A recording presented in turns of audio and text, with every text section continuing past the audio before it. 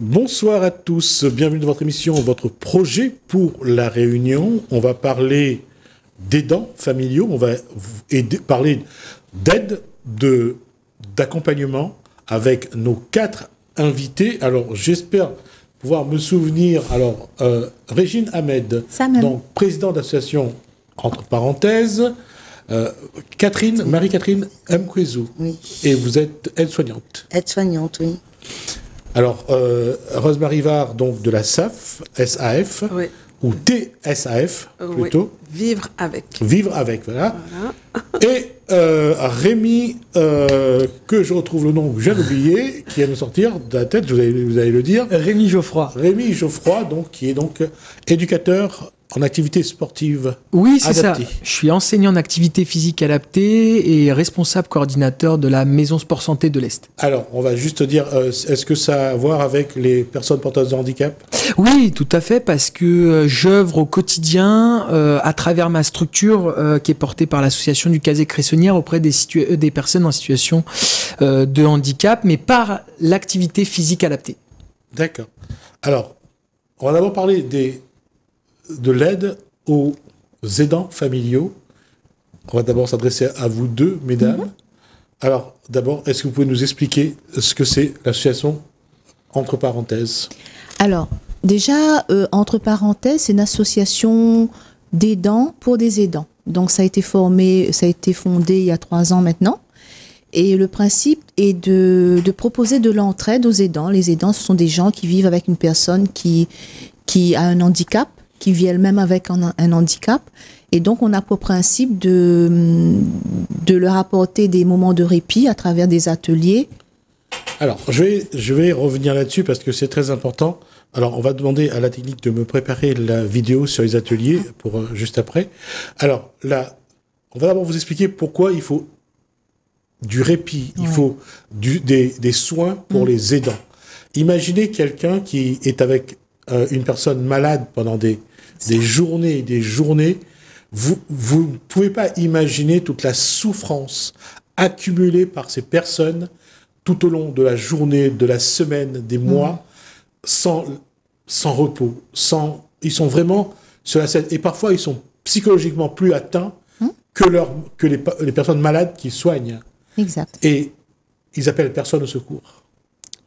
Et aujourd'hui, vous vous dites qu'il y a 3 ans, donc vous avez créé une association pour ça. Est-ce qu'ils vous appellent pour vous parler de leur souffrance ? Oui, il y a des activités comme le Café des aidants, où chaque aidant ont leur parole, discute, on échange. D'accord. Et parmi leurs souffrances, elles sont plus physiques ou psychologiques ? Alors, il y a les deux. L'un va pas sans l'autre, en fait. Parce que souvent, la souffrance psychologique, parce qu'en fait, c'est toute cette charge émotionnelle, tout ce vécu, tout ce transport d'émotions qu'on a avec nous, avec le temps, ça finit par user. Ça finit aussi par provoquer des burn-out parentales, ça peut provoquer de la dépression, ça peut provoquer beaucoup de culpabilité aussi sur ce qu'on peut faire, ce qu'on ne peut pas faire, ce qu'on peut donner, ce qu'on ne peut pas donner. Et psychologiquement, lorsqu'on commence à être atteint, automatiquement, le corps, lui aussi, il va accompagner cette souffrance-là. Donc, l'un ne va pas sans l'autre. Après, à quel degré, tout va dépendre de la personne. Certains vont résister plus longtemps, certains vont employer des techniques pour elles-mêmes se faire du bien ou apporter du bien-être, et certaines ont besoin d'accompagnement, elles aussi. D'accord. Et on ne parle pas des personnes qui, à un moment donné, craquent vraiment. Des aidants familiaux qui craquent et qui ont du mal après à revenir. Et il y en a quand même quelques-uns à La Réunion, et malheureusement, on ne vous parle pas de ceux qui préfèrent mourir dans leur travail plutôt que d'appeler au secours. Voilà. Mais après, des fois, ces personnes-là, elles ne savent pas spécialement appeler au secours non plus. Il y a ça aussi qui rentre en jeu, parce que c'est un grand geste de demander de l'aide. Et souvent, c'est notre histoire. Notre orgueil aussi. Voilà, notre orgueil, notre histoire. Et c'est vrai que quand on est responsable d'un ou d'une malade, on a du mal à accepter que nous-mêmes, on soit malade. Exact. Et c'est quelque chose qui est particulier. C'est très paradoxal parfois pour l'individu. Alors, qu'est-ce qu'on fait Alors, il y a quelques années, le Conseil général avait créé le répit-repos. Tout à fait. Également. Et c'est également un élément que vous proposez. Oui. Alors, nous, on va proposer du répit. On ne proposera pas du repos. D'accord. Parce que le repos, la différence, c'est que le repos, c'est vraiment sortir de la maison, se prendre 1 jour ou 2 jours en dehors de la maison, du domicile, pour se reposer. Nous, c'est pas le principe. Et puis, on n'a pas les moyens de faire ça non plus. Mais c'est vraiment se dire, voilà, pendant 2 heures, 3 heures ou 4 heures de temps, la personne va sortir de son domicile, prendre ce moment de répit et se ressourcer tout simplement et repartir à ses activités. Voilà. Alors, si la technique veut bien envoyer la vidéo de l'atelier, on va regarder les images, on va les commenter en même temps, puisque c'est que des photos. Alors voilà, donc atelier à destination des aidants familiaux. Alors là, on va d'abord regarder. Ça, c'est une journée d'information.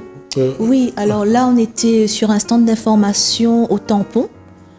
Là, c'est ce qu'ont produit les aidants pendant les activités manuelles. Exactement. Ils ont peint des galets. Là, je ne sais pas ce que c'est. Là, on était en train de faire activité bien-être, massage. On s'était fait notre propre petit mélange bien-être. Alors, les enfants et les parents plantent des... Non. Là, c'est un atelier kokedama. Là, c'était exclusivement pour les aidants. Donc, c'est travailler l'art japonais de la plante à travers le kokedama. Là, c'était une activité yoga.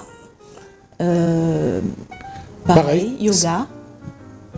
Voilà. Donc, vous essayez d'offrir aux aidants des moments d'évasion. C'est ça, leur bulle. Les aidants ont droit à leur bulle et on leur propose une bulle où ils vont venir se ressourcer, ils vont reprendre un peu de leur respiration comme on peut donner. Et après, ces aidants vont repartir et reprendre leur quotidien, en fait. C'est juste un petit peu mieux vivre, juste ça. D'accord. Je me retourne vers Rémi Geoffroy. Vous créez aussi des bulles pour les personnes porteuses de handicap à travers ces activités physiques? Alors, on va pas forcément de créer de bulles, on va dire, individuelles pour ces personnes-là, mais en tout cas, on peut parler plutôt d'une évasion. C'est-à-dire qu'aujourd'hui, les activités physiques, nous, on les adapte en fonction de chaque personne, en fonction des envies, des besoins, des capacités physiques et aussi psychologiques, intellectuelles et mentales de chacun, en fonction de ce qu'ils peuvent faire et pas faire. Et effectivement, alors nous, nos cours de sport sont uniquement en collectif, et c'est vrai que ça permet d'apporter une sorte d'évasion, de pouvoir se connaître, on va parler d'image de soi, image corporelle, de s'évader un temps. Alors, voilà. Avant de revenir à la question générale, je voudrais me poser la question à Rose-Marie Var. Pour les enfants malades, je ne parle pas des parents, d'abord d'enfants qui sont victimes du syndrome d'alcoolisation fœtale, quand ils souffrent de problèmes neurologiques. Là aussi, il y a un accompagnement? Alors, vous voulez parler d'un accompagnement pour les enfants ou pour les parents? Pour les parents aussi, mais d'abord les enfants, on parlera des parents ensuite. Alors, les enfants, ils ont besoin d'un accompagnement au niveau de la santé et sur le plan médico-social. C'est des prises en charge en psychomotricité, ergothérapie, psychologue, etc., orthophoniste, etc. Je ne connais pas d'accompagnement pour ces enfants-là, de l'ordre de la détente, etc., alors qu'ils en auraient besoin. Oui. Ce sont des enfants qui sont anxieux, et effectivement, ils pourraient en avoir besoin. Ce sont des enfants qui ont des troubles du sommeil, donc ils pourraient tirer profit de ce type d'activité. Bien sûr. Et pour les parents? Alors, les parents, il faut savoir que vivre avec une personne porteuse de SAF, c'est absolument épuisant. Et nous, on dit qu'il n'est pas possible de rester seul quand on est face à une personne porteuse de SAF et qu'il faut aller chercher de l'aide. Donc, moi, ça me fait plaisir d'entendre parler de ce genre d'initiative et j'ai envie de faire passer le message aux familles concernées par le SAF en leur disant ce qu'on leur dit déjà depuis toujours, ne restez pas seuls et allez chercher de l'aide, notamment vis-à-vis, dans des structures comme les vôtres. Alors, la question que je pourrais vous poser à tous les quatre, c'est que quand vous êtes face à cette situation-là, face à des personnes qui ont besoin d'être accompagnées, ce que vous proposez aujourd'hui est forcément quelque chose de probant. Mais est-ce qu'il y a une suite? Parce que pour les aidants familiaux, comme pour les personnes porteurs de handicap et comme pour ceux qui sont concernés par le SAF, c'est de durer. Et est-ce que c'est facile de durer dans vos actions, dans ce que vous faites? Parce que vous aussi, vous avez besoin de vous reposer, vous aussi, vous avez besoin d'avoir, de temps en temps, une distance avec les problèmes. Alors, comment vous gérez, vous, et après, comment faire en sorte pour que ça dure?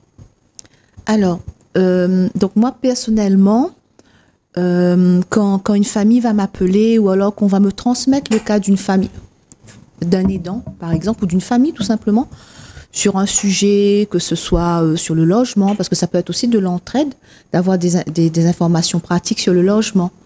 Donc, quand on va me transmettre la situation de quelqu'un, je dis bien, on n'est pas des assistants sociaux. Mais par contre, on va vraiment aller vers toutes les pistes qu'on a, les partenaires, les structures, les autres associations avec lesquelles on travaille. Le simple fait de savoir que il existe telle association, on va diriger la famille ou l'aidant tout simplement vers cette association ou vers ce partenaire, etc. Mais on va toujours suivre son évolution. On va vraiment chercher à savoir ce qu'elle devient, comment elle se sent, est-ce qu'elle se sent mieux, est-ce qu'elle se sent bien avec la personne qu'elle a contactée, parce que ça reste toujours dans le mieux, le bien. Mmh. Et on va essayer en tout cas de faire perdurer le suivi, l'accompagnement autant qu'on peut. Et voilà. Concernant le public avec lequel vous travaillez, surtout si c'est un public porteur de handicap, ils sont vraiment friands de ce que vous leur proposez. Ils se donnent à fond. Et parfois, vous tenez la cadence, vous ?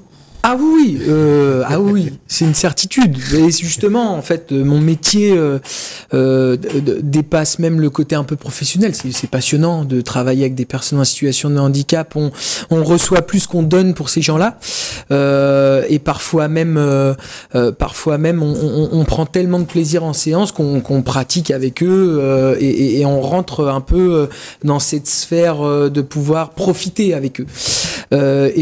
Effectivement, nous, on arrive quand même à pérenniser nos actions parce que au sein de la maison sport santé de l'Est, on travaille sur des programmes de 6 mois, des programmes d'activité physique adaptés de 6 mois. Donc, en soi, la famille ou le patient s'engage sur un programme d'activité à raison de 2 séances par semaine sur 6 mois. Et une fois les 6 mois finis, le but étant soit de renouveler son programme personnalisé autour des activités physiques adaptées, ou alors avec notre maillage associatif d'associations sportives locales, de les envoyer vers des structures qui sont adaptées pour prendre en charge ce genre de patients. Et puis, on travaille beaucoup avec les associations spécialisées et on travaille également, je connais très bien Régine parce qu'on travaille ensemble. Voilà, on a régulièrement des contacts pour faire venir des patients, autant les aider que les aidants dans ma structure pour pouvoir essayer de s'évader un peu par l'activité physique, de travailler peut-être même en famille, et puis aussi peut-être parfois laisser son enfant dans une séance de sport pour que justement les dents puissent s'évader pendant une petite heure, le temps que son fils fasse des activités physiques. Tout est bénéfique. Osmar Rivard, avec le syndrome d'alcoolisation fœtale, c'est un peu plus compliqué. Déjà, quand les parents boivent, il y a toujours des raisons à expliquer. Même le psychologue a du mal à trouver la faille pour changer la posture. Alors si pour l'enfant qui est victime de ça, qui naît avec les troubles neurologiques, c'est encore plus compliqué.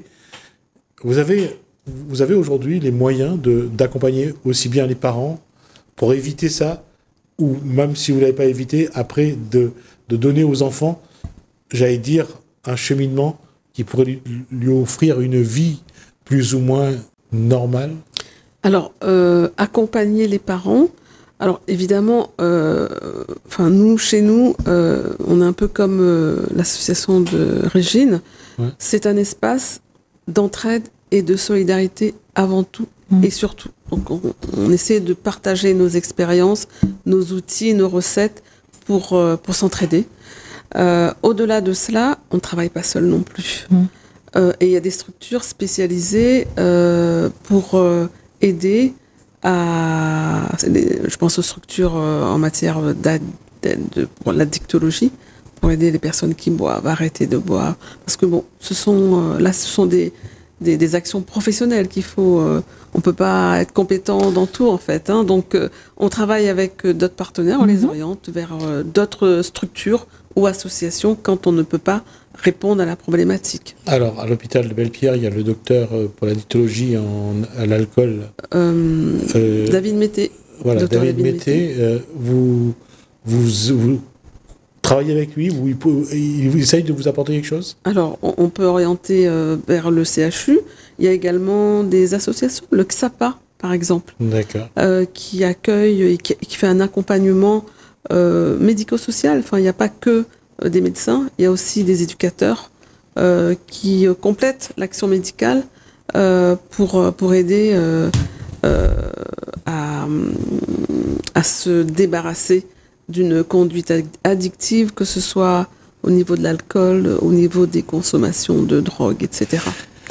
Ce que vous dites, il n'y a pas une posture professionnelle dans vos actions au niveau médical, je parle, hein, il n'y a pas de posture professionnelle. Mais malgré tout, est-ce que la communication avec les structures professionnelles est reconnue par les autorités? Est-ce que ça se passe bien, de manière générale? Oui. Dans l'ensemble, oui. En général, oui. Parce que c'est souvent le cas des aidants, le cas d'une personne porteuse de handicap, c'est un fait de société. Donc, c'est à chacun de travailler ensemble. On essaie vraiment de travailler ensemble pour, si on ne dit pas améliorer, mais aider à l'évolution de certaines choses, que ce soit de vivre avec une personne porteuse de handicap, mais aussi la vie à travers les danses, la pérédance, l'entraide, etc. Donc, dans l'ensemble, ça se passe bien parce que tout le monde en a besoin de grandir, on a besoin d'avancer ensemble. Et l'un sans l'autre, on ne peut pas le faire. Il faut vraiment que ce soit coordonné, il faut vraiment que ce soit du partage. C'est pareil pour vous, Rémi Geoffroy? C'est un petit peu plus professionnalisé. Je vais être très honnête. Aujourd'hui, nous, au sein de ma structure, on est 2 personnes à coordonner nos actions, nos partenariats et nos activités. Et on est des professionnels de l'activité physique adaptée, avec des diplômes certifiants de pouvoir encadrer un groupe avec toutes sortes de pathologies. Je vous l'ai dit tout à l'heure, mais ça va de la pathologie intellectuelle, mentale, jusqu'à la pathologie motrice, voire même invisible.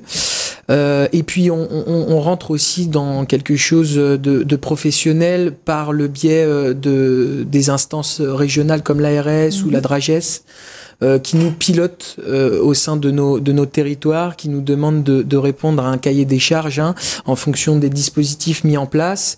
Et puis on travaille également aussi avec les médecins de notre territoire. Nous aujourd'hui au sein de notre structure, on a une 30aine de médecins qui nous envoient des patients justement pour faire de l'activité physique pour la santé, le bien-être et le soin. Rosemary.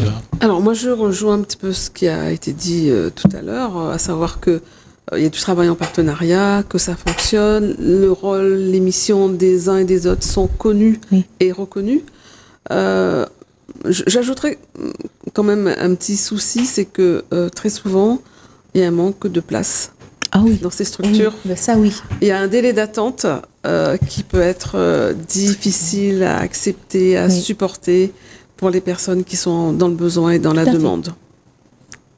Et globalement, les institutions que vous sollicitez vous répondent? Alors, autrement dit, par exemple, s'il y a pour un cas spécial, il y a un problème physique et il faut faire appel à une structure pour voir si on peut lui trouver un fauteuil, si on peut trouver ou alors quelque chose pour remplacer une jambe qui manque. Vous pouvez frapper aux portes sans trop de problème. Alors, nous, en tout cas, pareil, au sein de nos structures, en tant que maison sport santé, nous, les instances qui nous pilotent, en tout cas, oui, on a une grande réponse sur les demandes qu'on a. Si on a des freins ou des problèmes, il n'y a aucun souci, on traite avec eux régulièrement. Après, tout ce qui va toucher, par exemple, prothèse, fauteuil roulant ou autre, dans le besoin du patient, c'est plus à moi qu'il faut s'adresser. Oui, c'est ça. Ouais. D'accord. Voilà, on a fait le tour sur cette question. On arrive surtout à la fin de l'échange. J'arrive à la fin. Pardon ? C'est rapide, hein ? C'est 20 minutes. Et vous aurez l'occasion de revenir pour parler de nouveau. Par contre, si vous avez des gens qui veulent témoigner de ce qui se fait ou de ce que vous apportez aussi, je pense que c'est une bonne chose, parce que c'est bien de montrer comment vous arrivez à conduire, à accompagner ces gens vers une vie quasi normale. Et je pense que c'est aussi une façon de montrer tout le travail que vous faites et combien votre travail est vraiment important, nécessaire, et que vous améliorez la vie des gens. C'est quelque chose, je pense, que nous devons aussi retenir. Merci à vous. Merci à vous pour tous ces éléments-là. J'aurai l'occasion de vous revoir sur ce plateau quand vous désirez. Et puis de montrer ce que vous faites. Merci à vous. Merci à vous de nous avoir accompagnés. Merci Hélène, merci François. Je vous dis à bientôt.